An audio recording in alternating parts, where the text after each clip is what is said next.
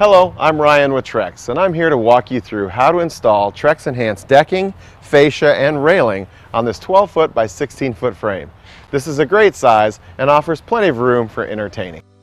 Starting with a completed pressure-treated lumber frame, today we'll be finishing the project with Trex Enhanced Naturals Rocky Harbor decking. I find that positioning my sawhorses so that they're parallel with the orientation of the deck boards makes cutting easier. While this video isn't about deck framing, I do want to point out a couple things before we get started installing our first deck board, which for me is always at the outside of the deck frame.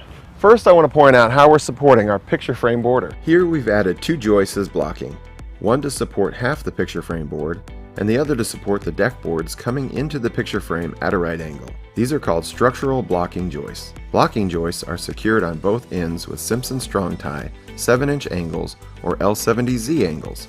And second, that we've applied Trex Protect joist and beam tape. Trex Protect acts to extend the life of the frame by sealing around fasteners as they penetrate the pressure-treated lumber, as well as minimizing moisture into the frame overall.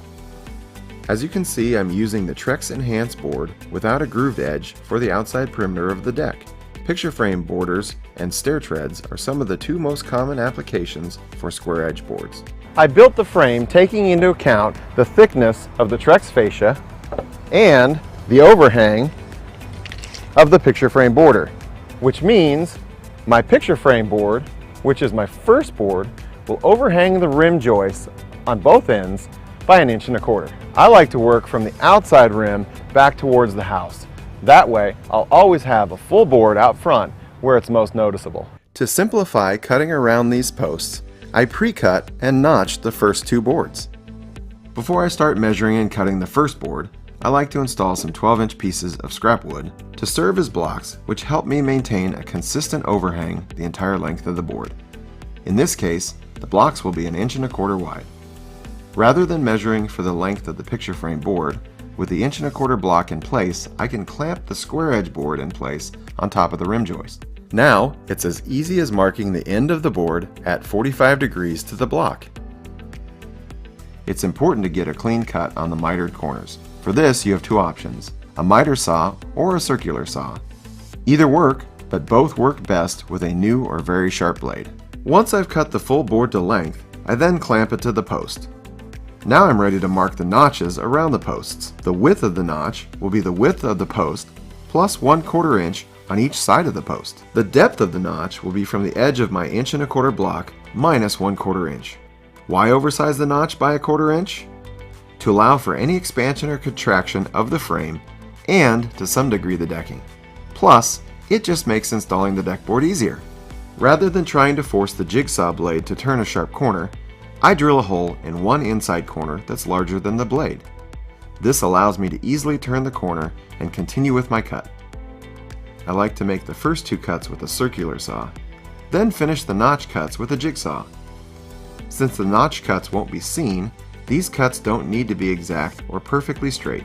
The oversized notch will be hidden under the rail post sleeve and skirt. After I attach some more 1.25 inch blocks to the outside of the rim joist, I flushed the edge and ends of my first boards to the blocks and clamped it in place.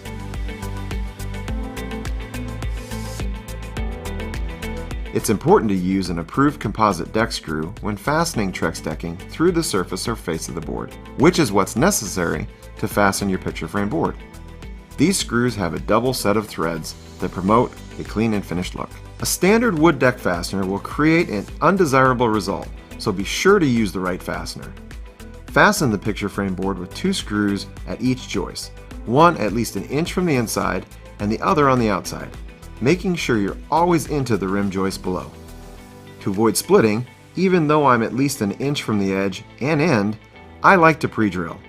I use an 1/8 inch wood drill bit just through the deck board itself, but not into the frame. We're now ready for our second board, which I'll also cut to the exact length and mark and cut the notches for our railing support posts. Determining the length is as simple as measuring from block to block, then subtracting 11.25 inches in this case. This takes into account I'll have a 5.5 inch picture frame board on each end, which equals 11 inches, as well as an 1/8 inch gap between the deck board and the picture frame board on each end. This allows for movement in the frame as well as expansion and contraction of the deck board. From here, I just repeated the process of marking and notching. Since the picture frame board doesn't have a groove to accommodate our hidden fastener, I ripped a piece of wood for a required 1/4 inch gap, positioned the end of the board to 5 5/8 inches in from the block, then fasten the outside edge of the second board with an approved exposed fastener. With the second deck board secured, I can now switch to the Trex Hideaway hidden fastening system for most of the remaining deck boards. The look of a deck installed with the Trex Hideaway hidden fastening system is incredibly clean and refined, so it's no wonder most Trex decking is installed using this system. The system consists of a glass-filled nylon clip with a preset stainless steel fastener that provides the required 1/4 inch gap between each groove board. Each bucket includes 360 self-gapping universal deck fasteners, which will complete a 200 square foot deck, framed at 16 inches on center, similar to this one.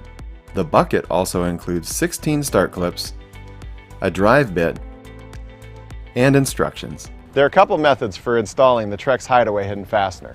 First is the Trex Universal Fastener installation tool. The fastener tool holds the fastener vertically and hands-free. It also provides a means for applying some pressure on the board during installation. The tool allows you to set the screw completely in a single step, saving time. Once the screw is set, you just pull the tool away and move on to the next joist. A second method uses a narrow scrap piece of grooved Trex decking to trap the fastener between the scrap piece and the leading edge of the deck board. With this method, it's recommended that you initially only seat the screw partway down on the first pass, which means you'll need to return for a second step of fully seating the screw after you've secured the next board. It's not my preferred method, but if you didn't purchase the fastener tool, this is a legitimate option. Now I just repeat the process as I work my way back towards the house. For fastening, I simply make sure each board is snug to the hidden fastener before installing the next one. You can either start in the middle of the board and work your way toward each end, or you can work from one end to the other. It's purely a matter of personal preference. If you're working with another person, I recommend starting with a clip in the center, then one in each end, then installing the remaining intermediate clips. Once I install these last two field boards, I'll be ready to cut in my picture frame border on each side of the deck. Just like the first two boards, and those in the middle around the posts, I cut the boards to length and notched for my rail posts, checking the placement and secured the second to last board. Using a bar to pry the last board in place, I fastened the edge closest to the house using a Trex approved color-matched composite deck screw. Now it's time for us to install our picture frame boards on the sides of the deck. You can always use a chalk box like this one and attach the line to the ends of our pre-cut boards and snap a line. While cutting along a chalk line is common, it is a cut that requires a high level of skill to execute well. If you do choose the chalk line method, blue, purple, orange, and white chalk are all fine, but never black or red chalk, as they'll permanently stain the decking. Here's a trick to keep the cut straight, regardless of your skill level. Pull the guard up and set the saw blade against the pre-cut deck boards. Mark the edge of the saw shoe. Shim a 2x4 so that it's even with the mark. The 2x4 will serve as a guide. Now firmly clamp the 2x4 to the rail posts. Provided you keep the shoe of the saw tight against the 2x4 guides, your finished cut will be as straight as the guide itself. Lift up the guard enough to clear the deck board. Slide the saw shoe flush with the 2x4 guides and let down the guard. Gently squeeze the trigger and begin cutting, making sure that the shoe is staying tight against the 2x4 guides. Take it slow. It's ideal if you make the cut in one motion. Clean up the area thoroughly because we're ready to move on to the next step. For the two side picture frame boards, measuring and cutting is very similar to the front picture frame board. Once I'm satisfied with the miter cut and overall length, I just repeat the process of marking and notching for my rail posts, like I did across the front of the deck. As for the end gaps, it depends on the outside temperature during installation. Today is one of the warmest days of the year for the area, so I'll leave a slight gap at the 45-degree cut and an 1/8 inch gap at the wall.